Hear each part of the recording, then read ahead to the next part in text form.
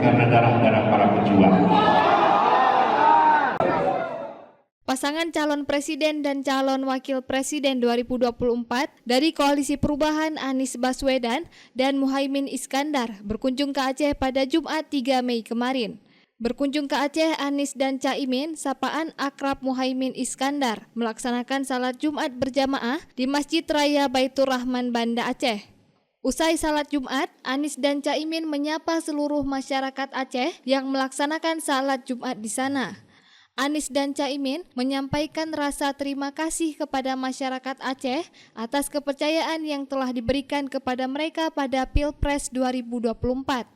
Anies juga mengatakan bahwa Aceh merupakan tanah pemberani, Aceh tanah harum karena darah pejuang. Tidak pernah menjual belikan kemerdekaan. Itulah tanah yang ibu-ibunya melahirkan orang-orang pemberani. Kami berdua datang ke sini untuk menyampaikan rasa syukur dan terima kasih karena orang-orang pemberani memberikan kepercayaan kepada kami. Rakyat Aceh menitipkan kepercayaan kepada kami. Kami berdua khusus datang ke sini di hari Jumat yang insya Allah penuh keberkahan.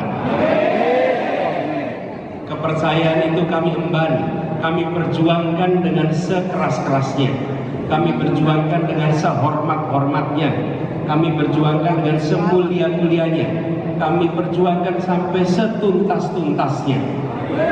Dan ketika Mahkamah Konstitusi menuntaskan pekan lalu, maka yang pertama kami kembali datangi adalah tanah Aceh. Pekan lalu proses ini selesai semua. Hari ini kami datang untuk menyampaikan bahwa amanah itu sudah diemban. Perjuangan untuk perubahan sudah kami ikhtiarkan. Hari ini konstitusi kita telah menetapkan siapa yang mendapatkan mandat. Tetapi perjuangan untuk perubahan dan keadilan harus jalan terus untuk Indonesia.